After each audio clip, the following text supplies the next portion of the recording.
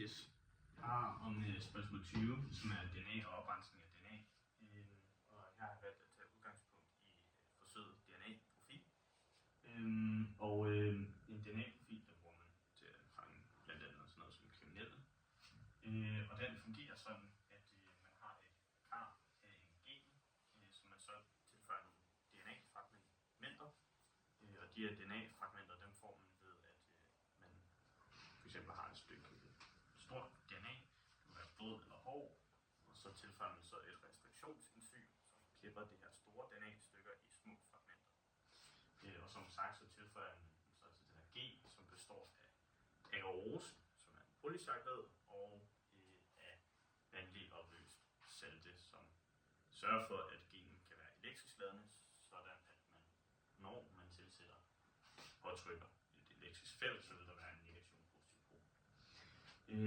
Og så når man så tilføjer de her DNA-fragmenter til den her gen med en negativ og positiv pol, så vil de løbe mod den positive pol.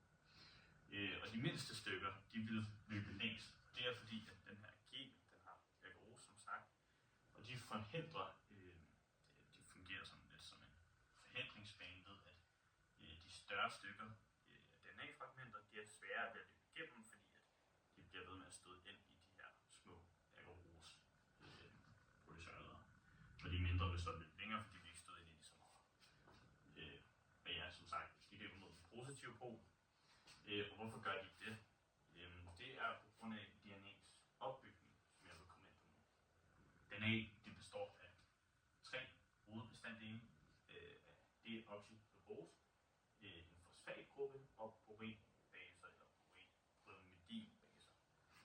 De 3 hovedbestanddele, de binder sig så sammen til en nukleotid med en esterbinding, altså fosfatgruppen binder sig med en esterbinding til deoxyribose, og purinbasen, den binder sig så til deoxyribose.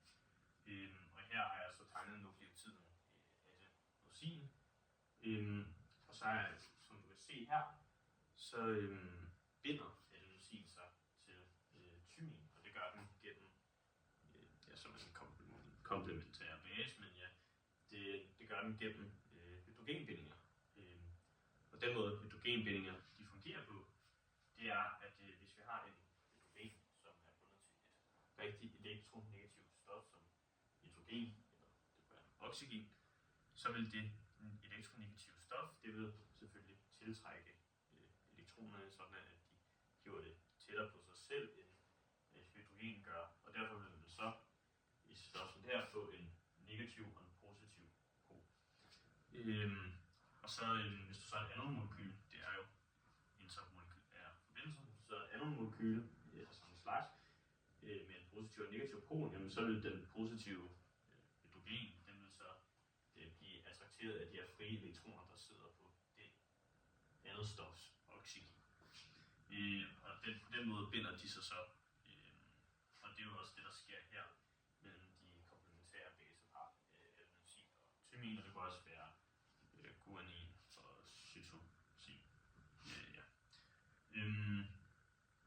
Og så, hvis vi gik tilbage til DNA-profil, så kan man også faktisk lave en PCR, polymerase chain reaction, hvor at man kopierer rigtig mange af de her DNA-stykker, hvis det nu var, at man havde for lidt. Og den måde, det fungerer på, det er ved, at du har måske en DNA-streng fra personen, som du så splitter op. Du har dataen her, der har så en masse nukleotider, der sidder på. Så har du sådan en komplementær streng med en masse nukleotider. Og så det man gør i den her PCR, det er, at man så har det her i en væske, hvor at der er en masse nukleotider. Jeg kan ikke skrive, der er en masse nukleotider. Og der er DNA-polymerase, og derfor, og der er primer. Og de her primer, de sætter sig så et eller andet sted på starten af, det er så 5-siden, 5-3, de sætter sig så på 5-siden, primeren. Og herfra kan primerne af og lave en komplementær streng. Og det vil man også gøre på den anden. Og sætter så primer. Og så vil DNA-polymerasen så bygge den komplementære streng. Og nu har vi lige pludselig dobbelt så mange DNA-strenge. Og den her reaktion, den kan så forløbe igen ved, at den så splitter de her op, og så gør det om igen. Så man så har dobbelt så mange igen, og så videre til sidst har man rigtig mange, og så kan man så lave en DNA-profil. Yes. DNA det er vigtigt, fordi det er opskriften for at bygge proteiner, og proteiner de er vigtige, de bruges til alt i kroppen. Og de består af aminosyre, som er et carbon med hydrogen, en karbonylsyregruppe og en aminogruppe og en radikal bundet til sig. Og de her aminosyre de kan også findes på amfløt form, fordi de kan op til at afgive en neutron. Og så kan de her aminosyre de kan også lave peptidbindinger. Det er en binding mellem to aminosyre på hydroxygruppen og aminogruppen. Og så gennem den her kondensationsreaktion, så vil du så forbandet i to aminosyre, som er bundet sammen. Du kan også kalde de peptidbindinger, så får du også noget vand. Og fordi at der nu stadig i hver ende af den nye dannede peptidbinding vil være en aminogruppe og en hydroxygruppe, så vil der kunne blive ved, tilføjes flere aminosyre på den her dannede dipeptid, og derfor vil man kunne lave lange peptidkæder. De her længere peptidkæder, de kan også lave hvad man kalder sådan noget som sulfidbroer med en anden peptidkæde. Det er jo så de sulfidbroer. Og så er der faktisk også hydrogenbindinger mellem de her aminosyre. Og det spiller en vigtig rolle for strukturen, eller en sekundær struktur sammen.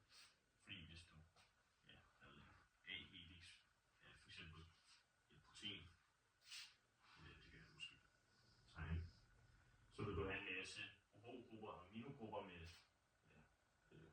oxygen og som er elektronegativt og hydrogen. Og så vil du få den hydrogenbindinger, som jeg også har før. Og det vil så holde strukturen af den her A-helix sammen. Det er sådan, det